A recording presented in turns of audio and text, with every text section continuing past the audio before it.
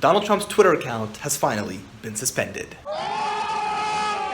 But is that actually a good thing? Assalamu alaikum. What's going on, everybody? Donald Trump's Twitter account has actually been suspended after Twitter has been threatening to suspend him if he kept inciting violence. Many people have looked at this and said, yes, what a victory. Many people have seen this as a huge victory. And of course, a lot of people don't like Trump, so it makes sense. And his words did incite violence, and at the end of the day, an attempted coup, or at least an invasion of a government building known as the US Capitol took place. So was there basis for this?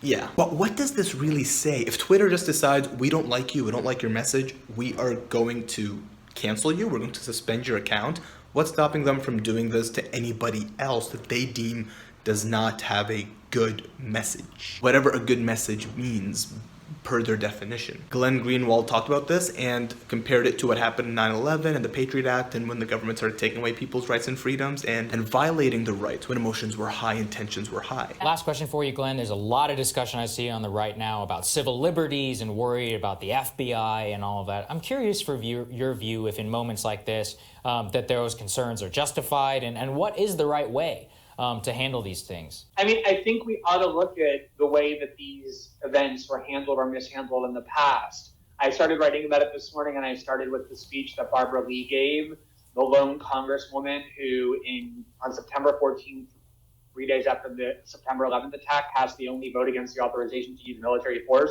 She went to the floor of the House and simply said, let's just take a deep breath. Let's think about the implications of what we're doing, not act with rage. And for that, she was accused of minimizing the attack, of siding with the terrorists. She needed armed guards. There are all kinds of situations where, in response to a particular attack, for example, I spent the first 10 years of my journalism career urging people to realize that the threat of Islamic terrorism was being exaggerated for all kinds of political and financial ends. And people on the left were very sympathetic to that, and people on the right weren't. It doesn't mean the threat is non-existent. It means we have to be very careful about allowing our emotions to enable people to depict it as bigger than it is in order to get us to agree to things that we otherwise wouldn't agree to. Of course, right-wing violence is a threat.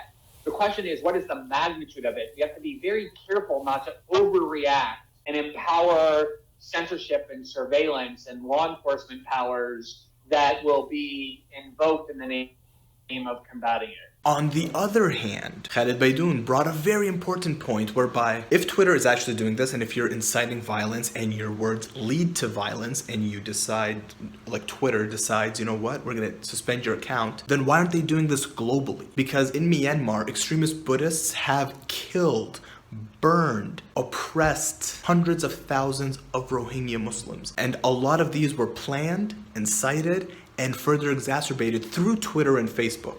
You are probably aware that Myanmar is a majority Buddhist country with a long history of religious and ethnic tensions, particularly with regard to the Rohingya, a mostly Muslim group in the western part of Myanmar. In 2017, the military executed a brutal campaign of ethnic cleansing. So far, about 725,000 Rohingya, about 3/4 of the population, have fled to Bangladesh to escape government troops. By all accounts, Facebook absolutely did inflame pre-existing tensions there. In fact, a report on Myanmar prepared by independent UN investigators said Facebook has been a useful instrument for those seeking to spread hate. Hate speech against Muslims, and especially the Rohingya, flourished on Facebook, posted by military leaders and politicians, as well as prominent Buddhist monks like Ashin Waratu. That monk is so hateful, he has actually been called the Burmese Bin Laden.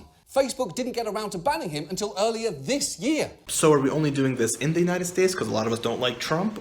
Or should they be doing this globally? Or should they not be doing this at all? There's no easy answer to this. But long story short, this won't stop Trump or any of the far-right Trump supporters, the same people who were willing to invade a government building. It won't stop them from doing whatever they want to do. Trump has other outlets, and all this does is further supports his statements that everything is framed and everyone's against him, and all that's going to do is further radicalize some of his already radical supporters. But of course, there's no one right or wrong answer to this, and the answer's got to be somewhere in the middle, but at the end of the day, all we know is I think it's just going to go downhill from here. And just hopefully nobody gets hurt if it does. So I'm gonna ask you guys, what do you guys think? Should Twitter and other platforms just cancel people or suspend accounts as they see fit? Should there be some sort of official procedure or a court hearing or something like that before they delete an account with 80+ million followers? Or were they totally justified? What do you guys think? Should social media platforms be making these decisions, or is it completely unacceptable? Let me know your thoughts in the comment section below.